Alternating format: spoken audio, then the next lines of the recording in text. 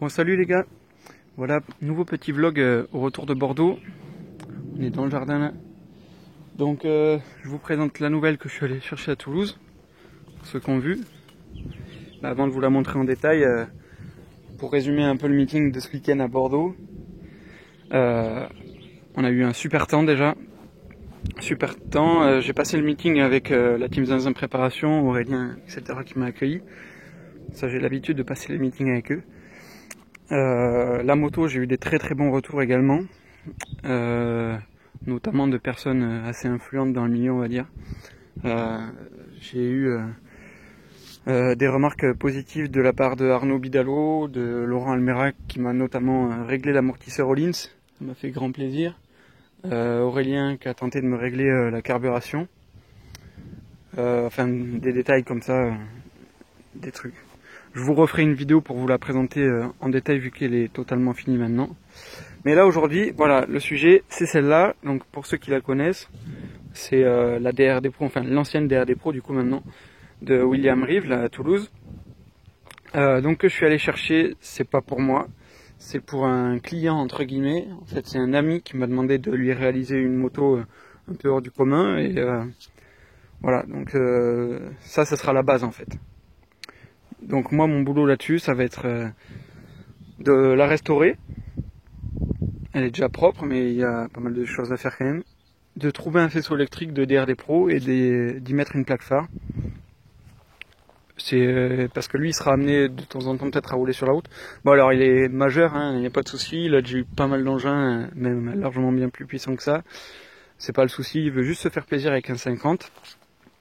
Et donc il veut que je lui fasse un truc aux petits oignons.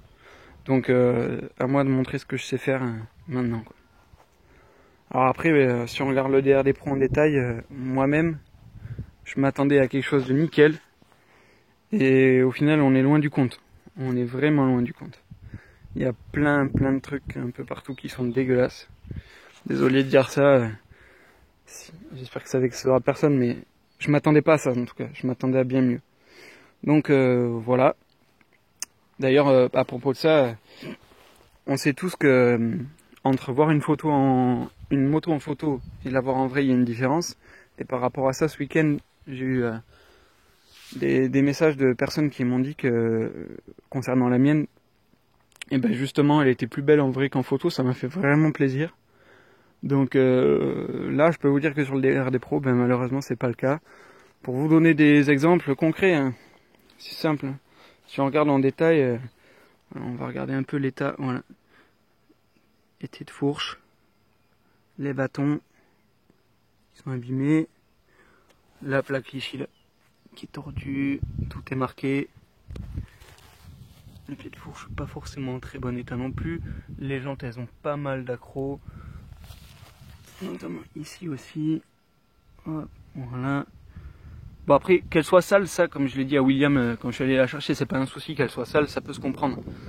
Mais après c'est tout le reste autour. Bon les leviers là. Les leviers, ça doit être du AliExpress, truc bien merdique. Tout ça, ça va virer avec moi. Ça n'a pas sa place ici. Là, le bouchon, voilà. Il n'y a pas de clé.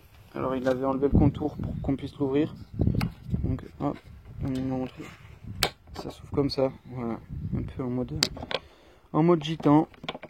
Donc, ça va être à changer du coup, hein, forcément. Les branchements, c'est pas terrible non plus, je vous cache pas. Là, il y a l'interrupteur pour le ventilateur. Parce que oui, sur le radiateur, il y a un petit ventilateur de Aprilia SX. Alors ça, c'est une très bonne chose. Ça, en soi, c'est vraiment une bonne chose. Surtout quand on est en simple radiateur. Ça fait bien son effet. Voilà. Après, bah, la peinture est correcte. Par contre, bah, c'est dommage, les carénages arrière sont percés, n'ont même pas été rebouchés avant peinture. Donc il y a un trou là, il y en a un plus petit ici, et il y a le même de l'autre côté. Voilà, je crois qu'il m'a expliqué que l'ancien propriétaire de ces carénages avait mis des néons, je sais pas quoi. Voilà, pareil. Le bras oscillant, amoché, bien amoché. La peinture jaune, tout ça, ça va virer bien sûr, partout. Voilà. On se rend compte hein, que c'est pas très propre. Hop, Tac. Ça c'est la cartouche Bud. C'est une jolie pièce. Hein. Ouais, par exemple, truc tout con, mais le genre de détail qui m'a choqué aussi, que vous verrez jamais sur une de mes motos, ça c'est clair. Voilà.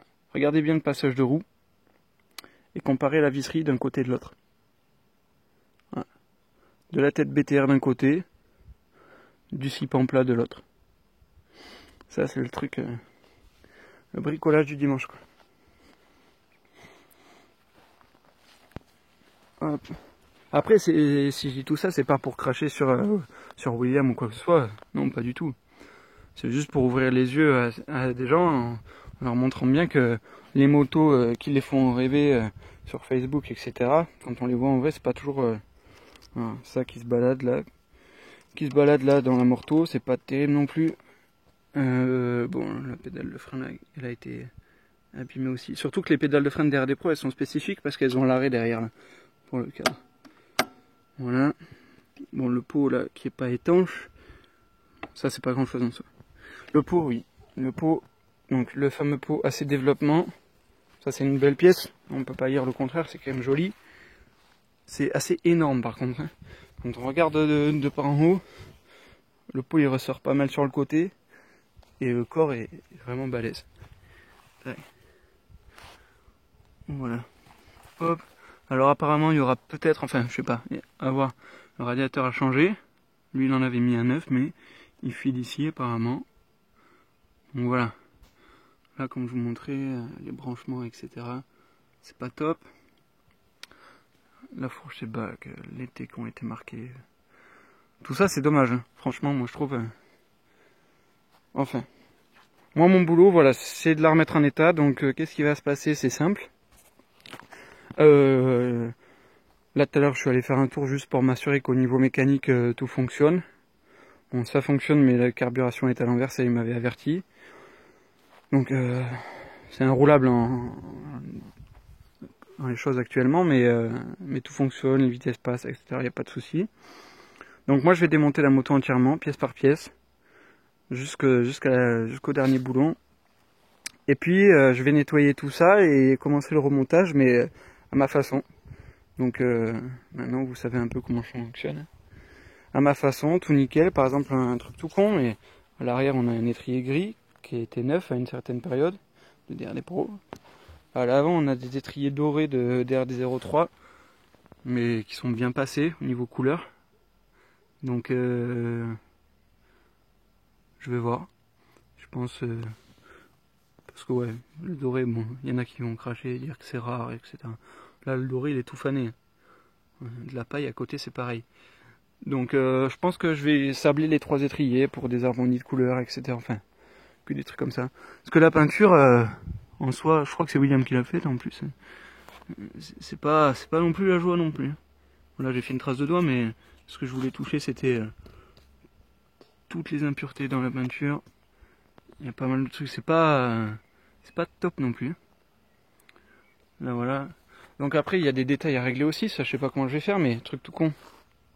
La fourche donc c'est DRD Limited, on est d'accord. Cadre DRD Pro. Qui dit cadre DRD Pro dit il n'y a plus de butée de fourche. Donc, un truc tout con, ça vient taper partout. Donc ça aussi c'est pas top. C'est vraiment pas top. C'est aussi une question de sécurité quoi. Tout simplement. Donc je vais voir. Si je peux. Là je vois qu'il y a une fixation ici. Si je peux utiliser ça pour faire une patte, je vais voir. Le garde-boue qui a été recoupé derrière. D'ailleurs en roulant il bouge dans tous les sens. C'est un peu la folie. Donc je sais pas, on va voir. On va voir. De toute façon avant d'avoir tout démonté ça va être difficile de dire. Mais ce remontage je pense que j'aurai aussi des surprises. Parce que bon voilà. Pour vous éclairer un peu sur la chose, puis j'ai rien à vous cacher. Ouais, je vais le dire, y a pas de souci. La moto, donc, elle a été payée 2700 €. Ça, c'est mon client qui paye. Hein, c'est pas, y a rien à cacher, voilà. Dans cet état-là, donc. Après, mon client, son budget total, c'est 4800. Donc, il reste à environ 2000 pour la faire justement nickel. 2000, c'est beaucoup, mais dans les 2000, déjà, il faut enlever les dépenses du trajet pour aller la chercher, ça c'est dans les frais. Et bon, en plus de... Enfin, tous les frais pour aller la chercher, c'était location de véhicule, autoroute, péage, essence, etc. Enfin bref. Donc il doit rester à peu près, on va dire, entre 1000 et 1005 pour faire la moto nickel. Et ben, faut pas croire, mais c'est vite passé, cette somme-là, parce que quand on veut commencer à racheter tout plein de petites pièces en neuf, histoire que ce soit propre de partout, le prix grimpe très très vite. Donc là, je regardais aussi, bon, les pneus à changer forcément. Les pneus, je sais pas trop ce que je vais mettre encore, mais enfin, il y a plein de trucs. En tout cas, il y a plein de trucs qui sont un peu chauds, quoi. Genre d'ailleurs, un truc qui m'a choqué, c'est un pot sur mesure et la seule patte de fixation qu'il y a, elle est là, ici. Et même pas, ils ont trouvé ça judicieux de faire une patte qui puisse accueillir un cylindre bloc. Parce que la moto, là, je suis allé faire un tour, c'est horrible. Ça vibre dans tous les sens, tout remonte dans les bras. Pourtant, c'est un moteur de GPR, mais bon, par contre, il n'y a plus l'arbre d'équilibrage dedans. Ça, il m'avait dit que soi-disant, par assez développement, c'était un plus. Moi, j'en doute. Mais enfin bon, je sais pas. J'attends confirmation d'autres personnes. En tout cas, quoi qu'il en soit, il y a pas mal de trucs à régler, quoi. Enfin bref, on va arrêter de cracher là-dessus, c'est pas la peine. Moi, ça me fait plaisir en tout cas de travailler sur une moto comme ça, quoi qu'il en soit. À la base, c'est une belle moto. Elle a peut-être pas été entretenue comme il aurait fallu, c'est tout. Voilà. En tout cas, je vous ferai suivre tout ça, le démontage, le remontage, etc. En photo ou en vidéo, on verra. Mais voilà, ça va être intéressant, quoi qu'il en soit, c'est sûr. Moi, ça va me faire plaisir de faire ça. Pas de souci. Voilà. Et puis autre chose que je vous montrerai aussi, un autre projet mais qui n'a rien à voir, c'est pour un jeune de par chez moi également, qui m'a confié l'esthétique de sa bêta. Donc oui, c'est un AM6, mais moi il m'a confié que la partie AM6, donc le moteur je n'y touche pas, tant mieux. Et donc pareil, il y a un budget assez conséquent, donc c'est sympa parce que ça permet de faire les choses bien. Donc il a reçu déjà pas mal de pièces qu'on a commandées ensemble. Et je vous montrerai ça aussi, je vous ferai suivre ça, je vous ferai suivre l'évolution, le remontage et le résultat final surtout, c'est ce qui compte. Voilà. Hop. Petit arrêt sur le moteur au passage. Donc la carburation elle est à l'ouest comme je disais tout à l'heure parce que le carbu est neuf, il me l'a posé là pour la vente mais il n'y a rien qui est réglé.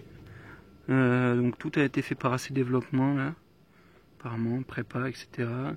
La boîte à clap, la pipe de chez AC Développement. Bon là la peinture des carters qui s'en va, je vais voir si je peux faire quelque chose.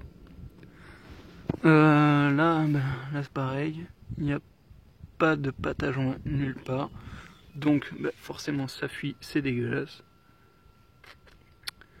Voilà pour les détails. Bon allez, assez parlé pour aujourd'hui.